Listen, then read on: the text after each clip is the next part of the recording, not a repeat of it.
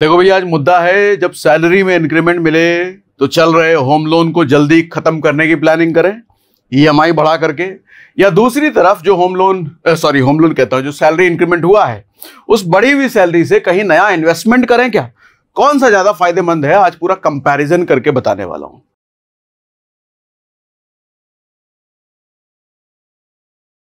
लेकिन एक और बात, ज्यादातर हमारे देश की जनसंख्या ऐसी होती है जिनकी जब सैलरी इंक्रीमेंट होती है तो ना ही होम लोन जल्दी खत्म करने का सोचते हैं, ना ही वो नया इन्वेस्टमेंट करने का सोचते हैं।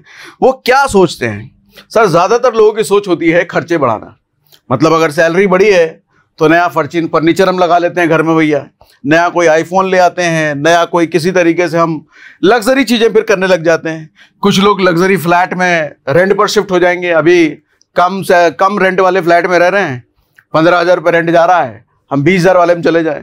या कुछ लोग 50,000 वाले में रह रहे हैं तो हम 1 लाख वाले में चले जाएं। सैलरी बढ़ गई है ना। कुछ लोग शो ऑफ करने में लग जाएंगे, भैया इंक्रीमेंट शुरू हुई तो घूमने फिरने चलते हैं इधर उधर उधर उधर। कुल मिलाकर के बात मैं ये समझाना चाह रहा हूं, शुरुआत में जो दो मानसिकता वाली बात मैंने करी कि होम लोन खत्म करना है, नया इन्वेस्टमेंट करना, ये तीसरी कैटेगरी के लोग हैं और इनकी संख्या सबसे ज्यादा है। Confused between home loan and investment. Sir investment is always better. क्यों मैं कह रहा हूं अभी बताता हूं आपको। सबसे पहले अपॉर्चुनिटी कॉस्ट ऑफ कैपिटल समझाता हूं, जरा ध्यान से समझिएगा। सर सिनेरियो ये है कि मान लो आपका 40 लाख रुपए का लोन है, मान लिया हमने, आप अपने हिसाब से इसको कैलकुलेटर पे सेट कर सकते हो कि आपका जितने का भी लोन है। लोन इंटरेस्ट 8% एनुअली हम मान लेते हैं। आपका कितने का है? 8.5 है या 7.5 है, वो देख लेना। 7.5 तो नहीं होता, 8 8.5 के आसपास होता है। 8% हमने लिया है। ओरिजिनल लोन टेन्योर 20 साल का हमने मान लिया। ईएमआई इस केस में आपकी जाएगी 33,458 रुपए, मोटा मोटी 33,000 रुपए। इंक्रीमेंट जो हुआ है आपकी सैलरी में 15,000 रुपए पर मंथ का हुआ है। आप कहोगे 15,000 रुपए पर मंथ तो हमारा नहीं हुआ, हमारा कम हुआ है, तो आप उस हिसाब से एडजस्ट कर लेना भैया। मैं एक एग्जांपल दे रहा हूं कि आपका अगर 15,000 रुपए पर मंथ का हुआ है तो अब म्यूचुअल फंड इन्वेस्टमेंट रेट अगर आप देखो तो 12% एनुअल रिटर्न तो म्यूचुअल फंड में मिल ही जाता है अगर आप लॉन्ग टर्म में जा रहे हो तो। ठीक है, इस हिसाब से अगर आप देखो 15,000 रुपए पर मंथ एक्स्ट्रा ईएमआई पे करके लोन जल्दी क्लोज करते हो, या फिर उस 15,000 रुपए पर मंथ को 12% एनुअल रिटर्न पर आप म्यूचुअल फंड में इन्वेस्ट करते हो, ज्यादा फायदा कहां होता है अब ये समझते हैं। ये कैलकुलेटर मैंने खोल रखा है, कैलकुलेटर का स्क्रीनशॉट है, home loan EMI calculator. Sir आपका प्रिंसिपल अमाउंट 40 लाख यानी कि आपका 40 लाख का लोन है, उस केस में आपकी 33,000 के आसपास ईएमआई बन रही है। सर जो इंटरेस्ट बनेगा 40 लाख के लोन पर लगभग 40 लाख के आसपास ही बनेगा। आपका टोटल अमाउंट जो आप पे करोगे बैंक को 20 साल बाद लगभग 80 लाख रुपए के आसपास आप पे करोगे। ठीक, ये बात समझ में आती है। उसके बाद हमने अगर पहला वाला ऑप्शन लिया, लोन जल्दी क्लोज कर लिया, मतलब जो हमारी सैलरी में 15,000 रुपए एक्स्ट्रा हमें मिलने लग गए हैं, जो इंक्रीमेंट हुआ है, उस 15,000 रुपए एक्स्ट्रा को अगर मैं होम लोन की ईएमआई में ऐड करवा दूं, बैंक को बोलूं भैया मेरा ईएमआई बढ़ा लो लेकिन लोन मेरा जल्दी क्लोज करो, अगर मैं वो ऑप्शन चुनता हूं तो ये कुछ हालात ऐसे बनेंगे। कैसे बनेंगे? आपकी 33,000 के आसपास की ईएमआई थी, उसको 15,000 अपने ऐड करवा दिया, 48,000 के आसपास की ईएमआई बन गई। ठीक है, प्रिंसिपल अमाउंट 40 लाख का, मतलब 40 लाख का आपका लोन था।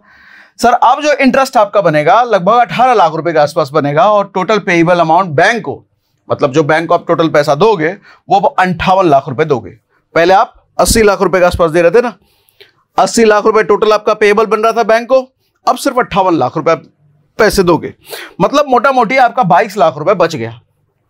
22 लाख रुपए बैंक को आपको कम देना पड़ा। ठीक, अच्छा अब ये समझना, अभी मैंने आपको क्या बताया कि 48,000 रुपए आपका ईएमआई अमाउंट बना है 15,000 रुपए ऐड करने के बाद ईएमआई में। लेकिन एक और फायदा है, एक फायदा बड़ा ये है कि आपका लोन जो है 10 ही साल में खत्म हो गया भैया। अब 20 साल नहीं है, 10 साल में आपका लोन खत्म हो गया। अब सवाल ये उठता है कि जब 10 साल बाद आपका लोन पूरी तरीके से खत्म हो गया, 22 लाख रुपए की बचत भी हो गई, इस 48,000 रुपए के लिए मेरी प्लानिंग कैसी होनी चाहिए? इस 48,000 के लिए आप या तो एक मानसिकता ये पाल सकते हो कि भैया 48,000 रुपए बच गए, अब हम अय्यासी करेंगे। अय्यासी मतलब जो लग्जरी वाला सामान होता है, घर, गाड़ी, बंगला, आईफोन, इधर उधर बाकी नाम नहीं लूंगा मैं, तो वो करने लग जाओ। या फिर इस 48,000 को आप सही तरीके से इन्वेस्टमेंट में डालने लग जाओ। तो मैं एक मानता हूं कि 48,000 पर मंथ को आप 10 साल के लिए एसआईपी अगर करते हो। अच्छा ये जो हम समझ रहे हैं, ऐसा ध्यान से समझिएगा, आपका होम लोन 20 साल का है, हमने एक जुगाड़ लगा करके उस 20 साल के लोन को 10 साल में खत्म कर दिया। बाकी जो बचे 10 साल है, उस 10 साल में हम ऐसा क्या करें वो समझ रहे हैं। 10 साल के लिए एसआईपी करते हैं सर, 48,000 का अगर आपका मंथली इन्वेस्टमेंट है, एसआईपी आपने कर दिया और 12% हम सीएजीआर मान लें, तो आप अगर ये टोटल देखोगे तो आपको तकरीबन 1,07,00,000 के आसपास ये बन गया। और जो 22 लाख की बचत करी है उसको भी अगर आप ऐड कर दो तो 1,29,00,000 के आसपास ये हो गया। ठीक, अब दूसरा ऑप्शन ये है कि इंक्रीमेंट जो मिला है उसको हम इन्वेस्ट कर दें। उसको अगर हम इन्वेस्ट करते हैं सर, 15,000 रुपए जो आपका इंक्रीमेंट मिला था अब वापस लेकर के जा रहा हूं। अभी मैं कहां लेके आया आपको, अभी लेकर के आया 10 साल बाद होम लोन भी क्लोज कर दिया, उस होम लोन को हम एसआईपी भी करने लग गए और एसआईपी करने के बाद इतना रिटर्न मिला, कितना मिला, इतना मिला। और अब मैं आपको 10 साल फिर से पीछे लेकर के जा रहा हूं। पीछे कहां लेकर के जा रहा हूं, अभी इंक्रीमेंट मिला है 15,000 रुपए का, मैं होम लोन क्लोज नहीं कर रहा, मैं क्या कर रहा हूं, मैं एक नया इन्वेस्टमेंट कर रहा हूं। अगर मैं नया इन्वेस्टमेंट क्लोज करता हूं, 12% का सीएजीआर यहां पे मान लो और 20 साल के लिए, तो ये पैसा बनता है तकरीबन 20 साल बाद 1,37,00,000 के आसपास। और अगर आप इसमें 15% ऐड कर लो, क्योंकि म्यूचुअल फंड में 10, 12, 15, 17, 18, 20 भी हो सकता है, हम इसको 15 ही मान लें, तो ये अमाउंट और ज्यादा बड़ा हो जाएगा। कितना बड़ा हो जाएगा, यहां पे लिखा है मैंने, ये तकरीबन 8.5 लाख रुपए के आसपास और ज्यादा बढ़ जाएगा। ठीक, तो अब कंक्लूजन क्या है सर, एक्स्ट्रा पैसा इन्वेस्ट करना ज्यादा फायदेमंद है लॉन्ग टर्म रिटर्न्स के लिए, ज्यादा फायदा ये तकरीबन 8.5 लाख के आसपास बन रहा है। तो लॉजिकली और मैथमेटिकली हमने ये समझा कि investing is better option than finishing home loan. तो अगर आपको होम लोन खत्म करना है या नया इन्वेस्टमेंट करना है तो अब आई होप कि आपको मैं क्लैरिटी दे पाया होऊंगा। इसके अलावा दूसरा रीजन, टैक्स बेनिफिट। सर अगर आपने लोन ले रखा है, मतलब होम लोन ले रखा है, पर्सनल लोन पे नहीं, होम लोन पे आपको डिडक्शंस भी मिलते हैं सर। अगर होम लोन जल्दी चुका दोगे तो बहुत सारे टैक्स बेनिफिट भी आपको हाथ धोना पड़ेगा। जो 20 साल तक होम लोन चलने वाला था आपने 10 साल में निपटा दिया, बाकी एक्स्ट्रा 10 साल जो आपको टैक्स बेनिफिट मिलने वाला था वो भी नहीं मिलेगा। अब ये दो बेनिफिट जरा ध्यान से सुनिए। 80C के अंदर प्रिंसिपल अमाउंट पेड पर 1.5 लाख की डिडक्शन मिलती है। प्रिंसिपल अमाउंट मतलब अगर आपने 40 लाख का लोन लिया है तो 40 लाख रुपए प्रिंसिपल अमाउंट हुआ। 8% या 8.5% जो बैंक इंटरेस्ट लगा रहा है, उसके बाद जो एक्स्ट्रा 40 लाख बनेगा वो बाकी 40 लाख रुपए इंटरेस्ट बन गया। लेकिन बीच का जो नीचे का 40 लाख है जो बैंक ने आपको दिए हैं, आपने बिल्डर को देने के लिए, उसको हम बोलते हैं प्रिंसिपल अमाउंट। तो प्रिंसिपल अमाउंट जब आप पे करते हैं तो आपको 1.5 लाख रुपए तक की सालाना डिडक्शन मिलता है। उसके बाद सेक्शन 24B के अंदर 2 लाख रुपए तक की डिडक्शन मिलती है इंटरेस्ट पेड पर। मतलब अगर आपका 40 लाख का लोन है, 20 साल के लिए लोन है, तो दोनों बराबर ही हो जाता है। 40 लाख का इंटरेस्ट और 40 लाख का प्रिंसिपल, तो आपको इंटरेस्ट पर 1.5 लाख का डिडक्शन, और सॉरी प्रिंसिपल पर 1.5 लाख का डिडक्शन और इंटरेस्ट पर 2 लाख का डिडक्शन, ऐसा मिलता है। आपको ये इसका फायदा नहीं मिलेगा अगले 10 साल, मतलब 10 साल में जो आपने लोन खत्म कर दिया, बाकी के 10 साल आपको ये नहीं मिलेगा। अब ये टैक्स बेनिफिट मैंने यहां पे ऐसे लिख रखा है कि सर 1.5 लाख रुपए आपका प्रिंसिपल वाला हो गया, 2 लाख रुपए का डिडक्शन आपका इंटरेस्ट वाला हो गया, टोटल ये 3.5 लाख रुपए हुआ। अच्छा, ये 3.5 लाख रुपए ध्यान देना सालाना है, हर साल। और 10 साल जो पहले आपने खत्म कर दिया, वो 10 साल अगर रहता तो इस 3.5 लाख का सालाना का आपको बेनिफिट मिलता। ठीक, इसी चीज को मैंने यहां कैलकुलेट कर दिया है कि टैक्स डिडक्शन 10 साल के लिए 1.5% plus 2%, sorry 1.5 lakh plus 2 lakh, और ये 10 साल के लिए इंटू 10 कर दिया तो 35 लाख रुपए का टोटल डिडक्शन आपको मिलता बचे हुए 10 साल में, जो 10 साल पहले आपने लोन खत्म कर दिया। टैक्स ब्रैकेट हम 30% मान ले रहे हैं। 30% हालांकि नए स्लैब के अकॉर्डिंग 25 लाख होता है, पुराने वाले के अकॉर्डिंग तो कम ही होता है, तो वो आप अपने अकॉर्डिंग एडजस्ट कर लेना कि आप किस टैक्स स्लैब में आते हो। हमने यहां पर थोड़ा अच्छा वाला ले लिया, 30% आप स्लैब में आ रहे हो, तो इस अकॉर्डिंग आपका टैक्स जो बचेगा तकरीबन 10.5 लाख रुपए के आसपास का टैक्स बच गया। ठीक है, 35 लाख उसका 30%, तो ये 10.5 लाख रुपए के आसपास ये जो आपके पास बच सकते थे वो आपने गवा दिया। कंक्लूजन ये है चाचा कि अगर लोन जल्दी खत्म किया तो 10.5 लाख रुपए का बेनिफिट भी गया, वो भी नहीं मिलेगा। तीसरा रीजन, नया कर्ज लेने से बचाओ। कई बार क्या होता है कि हम जब पुराना हमारा होम लोन चल रहा होता है ना, तो आदमी ये माइंडसेट में होता है कि एक लोन ऑलरेडी चल रहा है, एक ईएमआई पहले से जा रही है, नया क्या ही लोन लेंगे। नए खर्चे बढ़ाने से आदमी बचता है अगर एक ईएमआई पहले से फिक्स है। और जनरली ये होता है कि जब पूरी तरीके से आदमी लोन फ्री हो जाता है, ईएमआई फ्री हो जाता है, तो वो अपने खर्चे बढ़ाने लग जाता है, ये भी देखा गया है।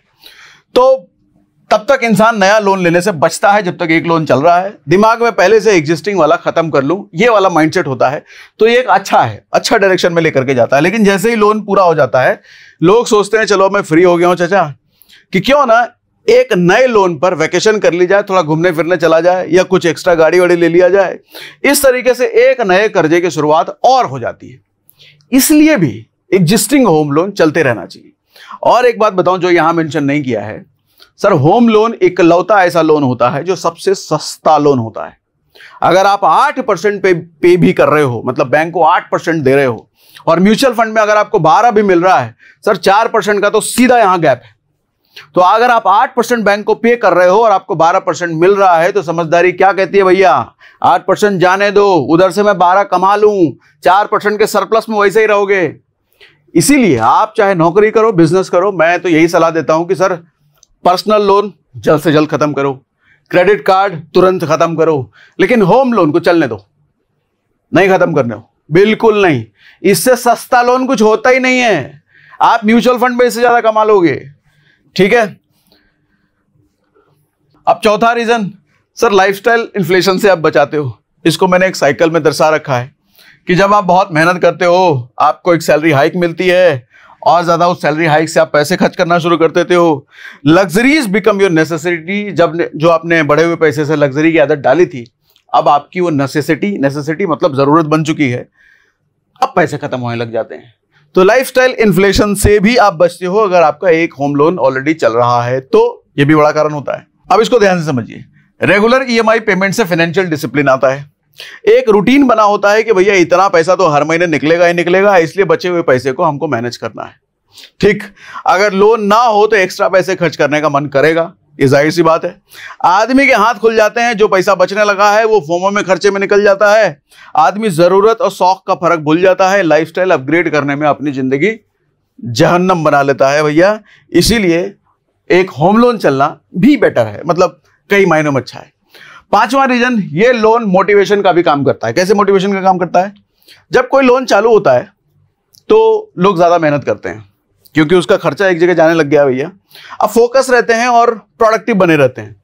जब आपका गर्दन पे एक ईएमआई का बोझ ऑलरेडी सवार है तो लोन एक सबकॉन्शियस मोटिवेशन देता है, जैसे एक पॉजिटिव स्ट्रेस जो आपको इनकम बढ़ाने और फाइनेंसेस को मैनेज करने में पुश करता है। ये बात बिल्कुल सही है।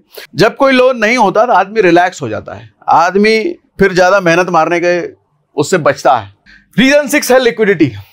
लिक्विडिटी को आप ऐसे समझो कि सर 20 साल आपका लोन चल रहा है और 20 साल के दौरान 10वें साल में ऐसा होने लग गया कि 15,000 का आपका इंक्रीमेंट हो गया और उस 15,000 को आपने होम लोन में डाल करके उस 15,000 का टाइटा फिक्स कर दिया। बजाय उस 15,000 को आप एसआईपी में डालने लग जाओ।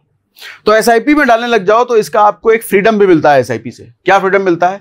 कि कल को कभी पैसे की जरूरत पड़ गई, कोई इमरजेंसी फंड की रिक्वायरमेंट आ गई, कोई जरूरत आ गई किसी तरह की, एसआईपी तोड़ करके कभी भी पैसा निकाल लोगे। लेकिन जो आपने होम लोन की ईएमआई बढ़ा करके होम लोन में फिक्स कर दिया है, वहां आपको ये फ्रीडम नहीं मिलता कि कभी कल को जरूरत पड़ी तो आप निकाल लो। जरूरत पड़ी तो पर्सनल लोन लोगे या फिर क्रेडिट कार्ड का आप सहारा लोगे, जो कि बहुत मोटा इंटरेस्ट आपसे वसूलेगा। तो एक तरह की लिक्विडिटी भी मिल जाती है कि आप अपने एक्स्ट्रा पैसे को, सरप्लस जो इंक्रीमेंट हुआ है उसको होम लोन में ना डाल करके इन्वेस्टमेंट की तरफ लेकर के जाओ। तो आई होप आपको सारे रीजन क्लियर होंगे। आपका कोई सवाल अगर है तो मुझे कमेंट बॉक्स में जरूर लिख करके बताइए। कहीं किसी तरह का कोई कंफ्यूजन है तो भी मुझे लिख करके बताइए। आने वाले किसी ना किसी वीडियो में, आपको पता है मैं आपके कमेंट का रिप्लाई भले ही नहीं कर पाता, लेकिन पढ़ता मैं एक एक कमेंट हूं। आने वाले किसी न किसी वीडियो में आपका कमेंट में जरूर उठा लूंगा। ठीक है भैया, आज के लिए इतना ही।